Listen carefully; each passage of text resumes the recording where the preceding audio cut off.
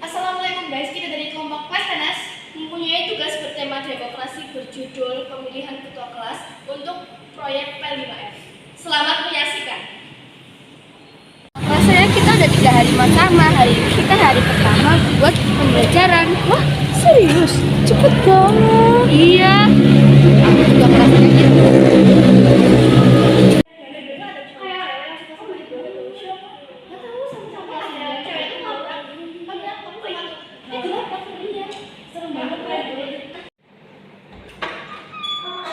Assalamualaikum anak-anak. Maaf ya tadi Bu Guru telat karena ada rapatnya menyangkut ketua dan wakil kelas sekalian. Jadi sekarang pemilihan ketua dan wakil kelas yang minat menjadi ketua kelas dan wakilnya tunjuk tangan. Saya Bu, juga Bu. Coba yang minat perkenalkan diri kalian di depan kelas ya.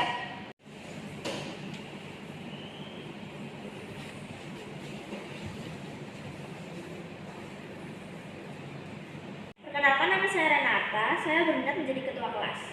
Perkenalkan, nama saya Dela, saya juga berminat menjadi ketua kelas. Apa tujuan kalian menjadi ketua kelas?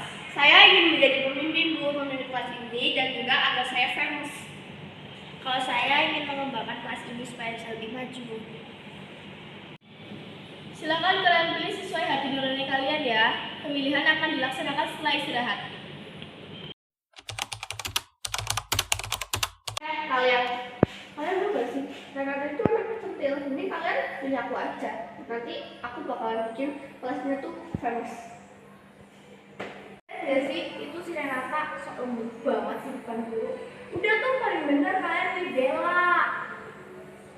Kalian kalau milih aku, bakalan kasih uang 100.000 dan aku bakal traktir kalian 1.000 full. Apa aja yang kalian mau.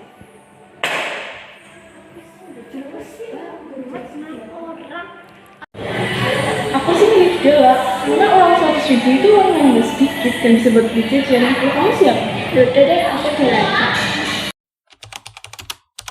Dela aja deh, lumayan 50.000. Membagikan kertas ya. Pengennya sih Renata, tapi udah kesepakatan sama Dela. Kira-kira siapa ya? Tapi kalau dipikir-pikir, Silakan di voting. Renata aja sih. Ngapain juga milih Dela? Anak curang.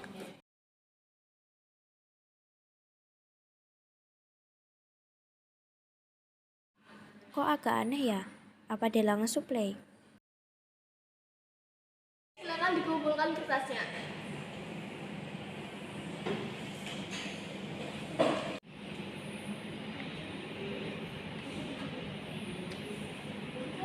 Baik, setelah pertandingan ini, suara terbanyak diraih oleh Selamat Dela. Yes, akhirnya aku jadi ketua kelas. Bu, itu curang Bu. Aku tadi tuh nyaksin sendiri. Aku di pinggirnya dia itu nyogok mereka Bu. Dia itu bawa teman berdua. Dia nyogok uang 100.000. Mereka dikasih 50 sama 50 Bu. Aku kalian. Oh benar itu istri Queen. Iya, Bu. Baik, berarti pemvotingan ini tidak sah ya. Seperti itu harusnya Renata aja yang jadi ketua kelas. Ternyata mereka itu saudara dan Dela itu syirik sama Renata. Karena ya Renata tuh mungkin di pandangan Dela wah gitu dia udah masalah pribadi. Ya Bu, saya mengakui saya punya kompetisi dan Queen untuk memilih saya menjadi ketua kelas. Renata, minta maaf ya. Ya nggak apa-apa Dela. Lain kali jangan ulangi ya. Ya, kasih ya. Kamu memang sangat kelas itu. Ya. Aku mau cerita. Cerita kamu tadi tuh ya di kelasku yang kepilih jadi ketua kelas tuh Renata, bukan aku ya. Terus otomatis aku jadi minta maaf dong ke Renata. Ya, orang kamu salah. Gimana sih? Ya orang di mataku tuh Renata luar, jadi dia tuh udah pantas mendapatkan semuanya. Masa aku enggak?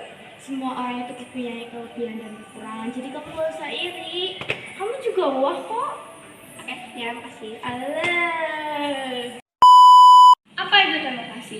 Menurut mantan Presiden Amerika yang ke-11, Abraham Lincoln, demokrasi adalah dari rakyat, untuk rakyat, dan oleh rakyat.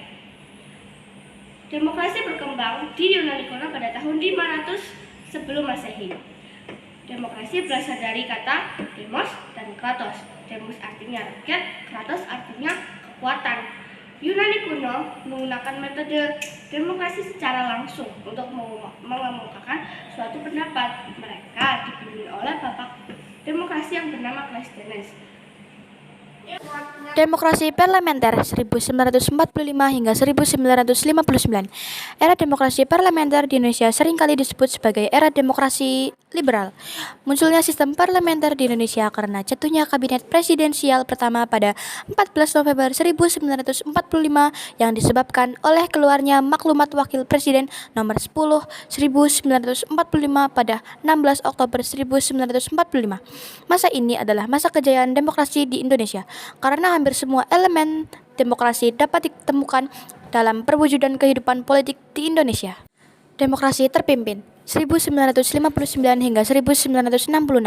Masa demokrasi terpimpin dalam banyak aspek telah menyimpang dari demokrasi konstitusional dan lebih menampilkan beberapa aspek dari demokrasi rakyat.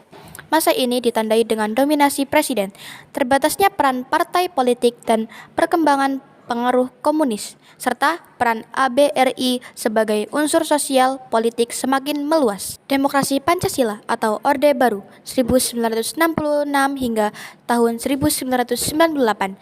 Masa demokrasi Pancasila era Orde Baru merupakan demokrasi konstitusional yang menonjolkan sistem presidensial.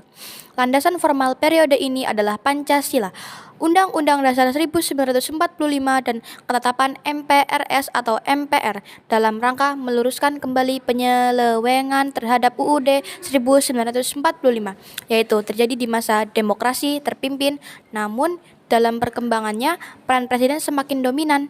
Terdapat lembaga-lembaga negara yang lain. Yang terakhir adalah demokrasi transisi atau reformasi dari tahun 1998 hingga sekarang. Era reformasi diawali dengan turunnya Soeharto karena demonstrasi massa yang dimotori mahasiswa pada 1998. Era reformasi berakar pada kekuatan multipartai yang berusaha mengembalikan perimbangan kekuatan antara lembaga negara, yaitu eksekutif, legislatif, dan yudikatif. Pada masa ini, peran partai politik kembali menonjol sehingga iklim demokrasi memperoleh nafas baru.